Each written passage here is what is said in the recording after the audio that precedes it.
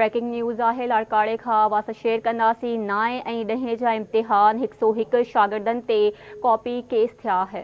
बिल्कुल नाज़रीन, 9हीं जमात जो केमिस्ट्री ऐं 10हीं जमात जो रियाज़ी जो पर्चो थियो। लाड़काणो, कंबर शहदाद कोट, शिकारपुर, जिकाबाद ऐं कशमोर कंदकोट में इम्तिहान थिया।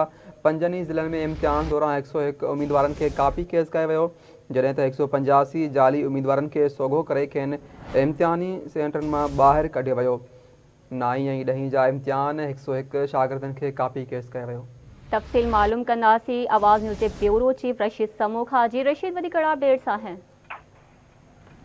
जी बिल्कुल, लाड़काणो तालीमी बोर्ड तरफा 9हीं ऐं 10हीं जमात के सालानी इम्तिहान दौरान 9हीं जमात के केमिस्ट्री ऐं 10हीं जमात के रियाज़ीअ के पर्चे दौरान तालीमी बोर्ड तरफा जोड़ियल छापामार टीमुनि लाड़काणे डिवीज़न के 5 ज़िले लाड़काणो ऐं कंबर शहदाद कोट, शिकारपुर, जकमाबाद, कशमोर कंदकोट समेत दादू ज़िले के 2 तालकनि मेयर ऐं केनछा के मुख़्तलिफ़ इम्तिहानी सेंटरनि जो दौरो करे मजमूई तौर ते 101 उम्मीदवारनि के कापी केस करण सां गॾु 185 जाली उम्मीदवारनि खे सोघो करे खेनि इम्तिहानी सेंटरनि मां ॿाहिरि कढी छॾियो आहे। जी ठीक है, वरी मेहरबानी अपडेट करण लाइ।